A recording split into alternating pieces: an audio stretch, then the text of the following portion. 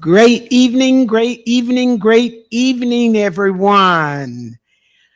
I'd like to present to some and introduce to others.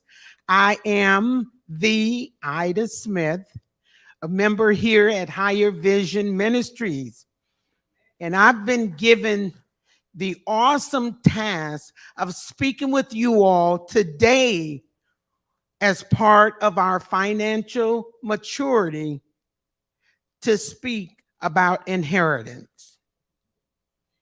First thing I'm going to talk about is from Proverbs 13:22. It states, "A good person leaves an inheritance for their children's children, but a sinner's wealth is stored up for the righteous."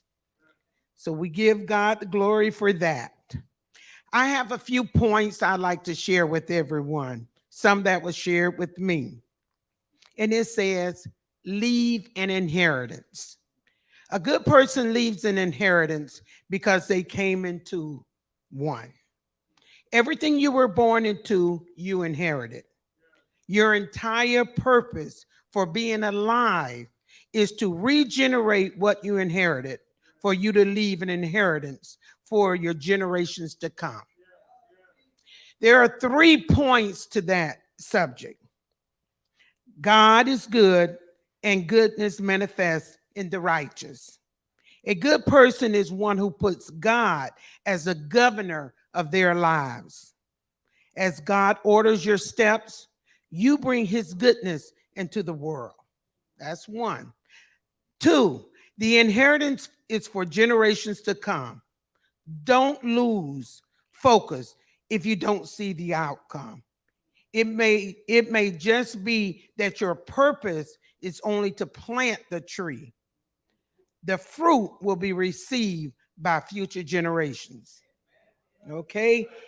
And the third point is the sinner's wealth is any wealth that has been stockpiled in a way that it opposes the principles of God, changes God's plan, or is simply different from what God told you to do. All wealth originates from God, and he will take it away from those that don't deserve it. So we have to work hard to deserve God's blessings and God's inheritance. The children of God have access to all financial resources that they could ever imagine, just like we have access to all the air we ever want to breathe. The amount of those financial resources depend on your capacity. Just the amount of air depends on how deep you can breathe. And I want to thank Sister Vanessa for sharing that with me and to show me just just to get me started on this inheritance deal. Now, I have some other things. After she gave me that, I had to dig a little deep and to sort of refresh me and make me feel comfortable about this inheritance thing. Okay, what does the Bible say about leaving an inheritance? Of course, Proverbs say a good man leaves an inheritance to his children's children. This verse keeps our life goals, our vision, and our legacy front and center. And we're choosing how to use our money today.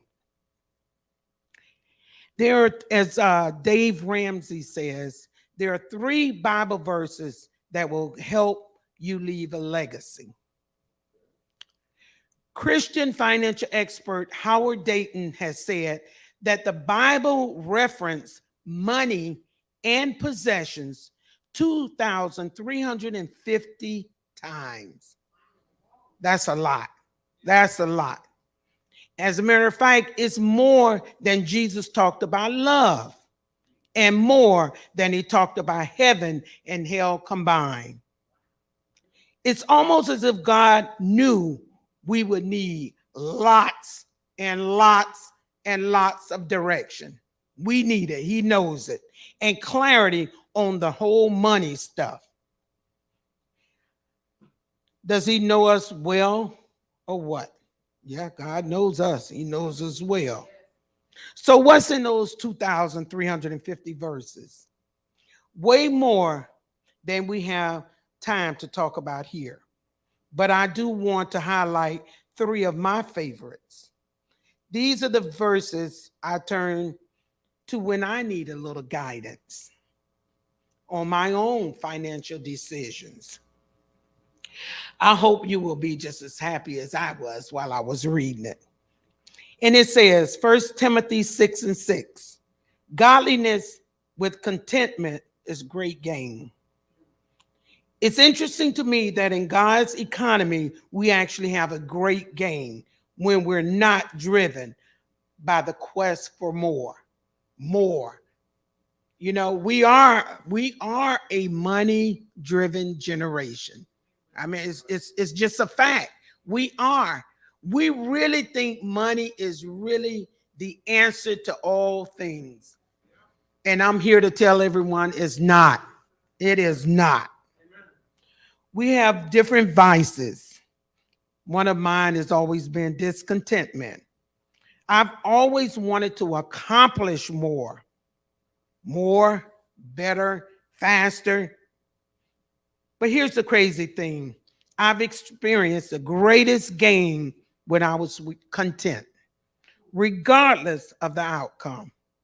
It's okay to be driven to succeed, but it's unhealthy when the success dictates our happiness. Let's not confuse contentment with apathy or lack of ambition. But let's also not become as so consumed with any pursuit that overshadows our pursuit of God Himself. Okay, that's just the first one. Okay, the second one, again, we go to Proverbs 13:22. Again, a good man leaves an inheritance to his children's children. This verse keeps our life goals, our vision, and our legacy front and center when we're choosing how to use our money today. When we weigh what we want now against what we really want later, we realize how temporary satisfaction pales in comparison to a legacy of purpose and generational fulfillment. And an inheritance is not limited to money.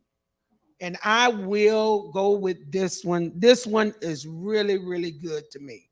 I really want to speak. People really, really think inheritance is all about money, and it's not. It's more to inheritance.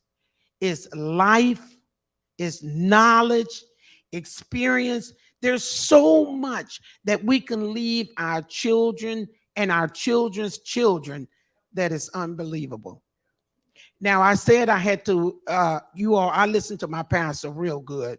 So, I told, as I was practicing on my friend Maud, I said, okay, I'm going to use you like Pastor uses Vanetta. I'm going to pull over a minute. Okay? One of my inheritance that I always, and hopefully I won't get too emotional about, I want to tell you all about an experience that I had years ago when my boys were very, very young.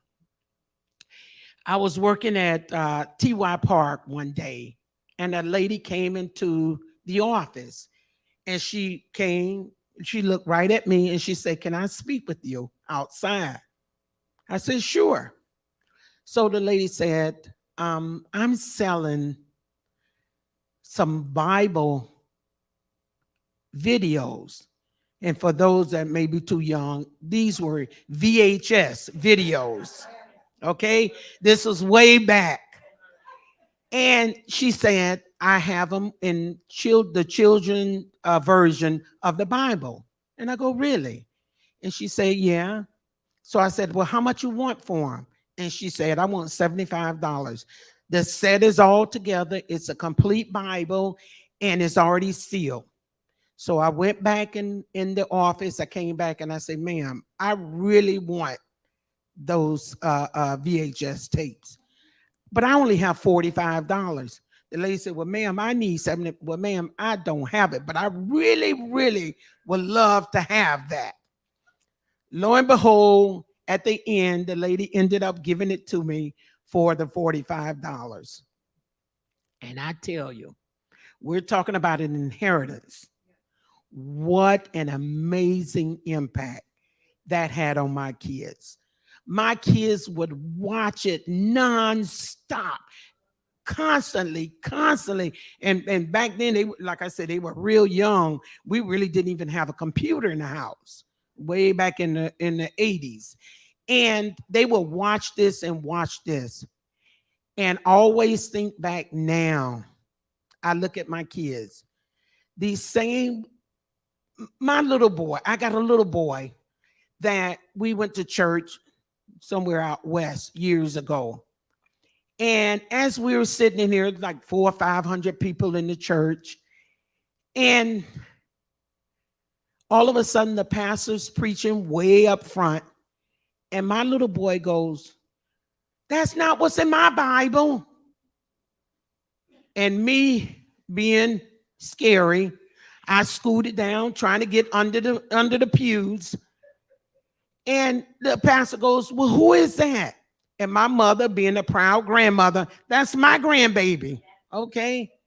So he said, "Come up here, young man." So my son goes, "Well, my Bible says whatever it is, but that's not what you said."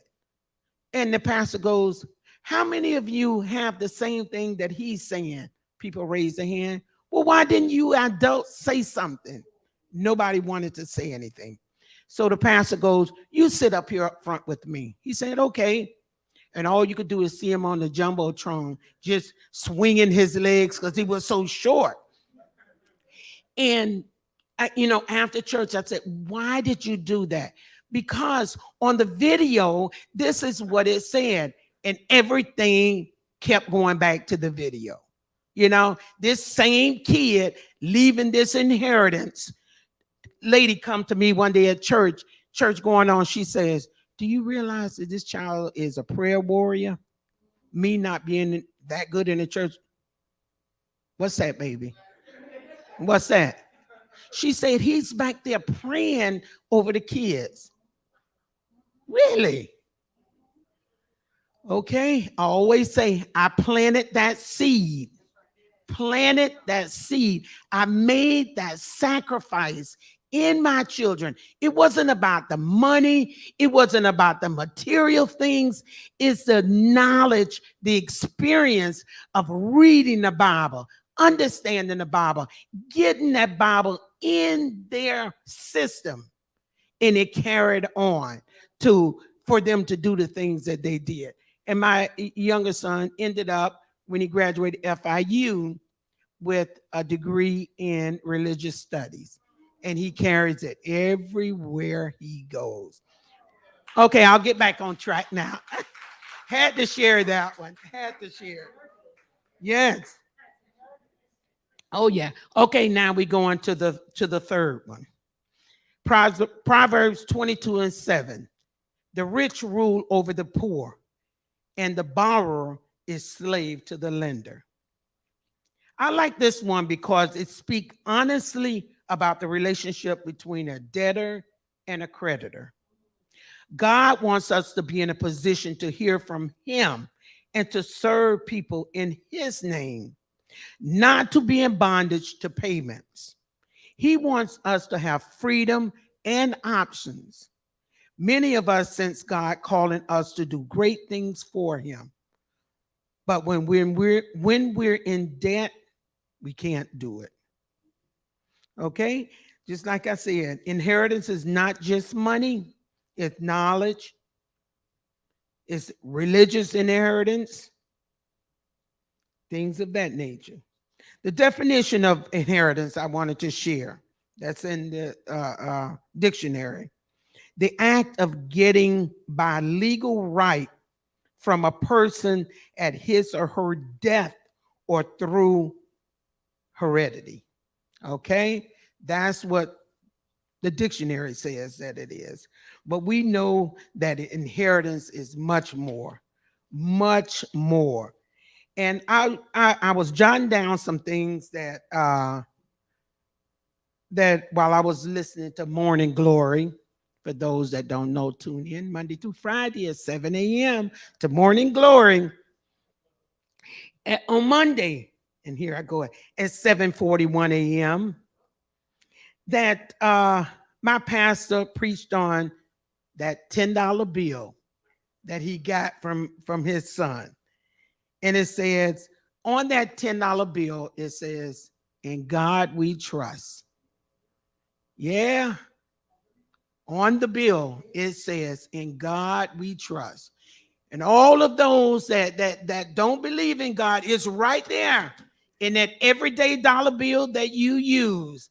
In God. It didn't say in anybody else. It said, "In God we trust."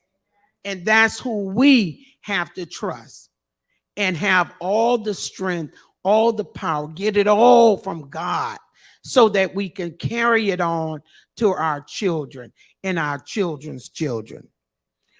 On Tuesday, Pastor said, talks about the trust fund. This was at 7:11 a.m. And he said, "Bring your tithe to the storehouse." And we always, I one day I didn't write that one down. He talked about how people will say, "I don't want to give my money to the church. I don't want to give it to that pastor." And a long time ago, they used to say, "So that pastor can drive a Cadillac." Hey, you know, you're not giving, you giving what belongs to God, not to you, not to you. And I loved it when someone says, "Oh, do we give it from the gross or the net?"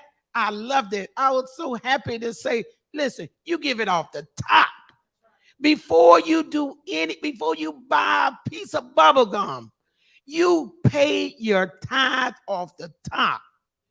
Off the top. And we all fall short. We all fall short of the glory of God. But if you want to do it the right way, do it the way he asks you to do. Be blessed. Exactly. We all want to be blessed. We all want to beg for blessings. And Pastor talked about it, say he's not going to give you a lot if you're not going to do what you're supposed to do with the little you got. He's not going to give it to you. So we really, and when I say we, all of us, I see myself. My sons talk to me all the time. "What are you doing with your money? Did you pay your tithe?" Sometimes I just have to put my head down. "No, I didn't." And they'll tell you quick. This is what we were raised on. This is what we were raised on. You'd be surprised of kids leaving an inheritance to your kids when you teach kids things that's good for them.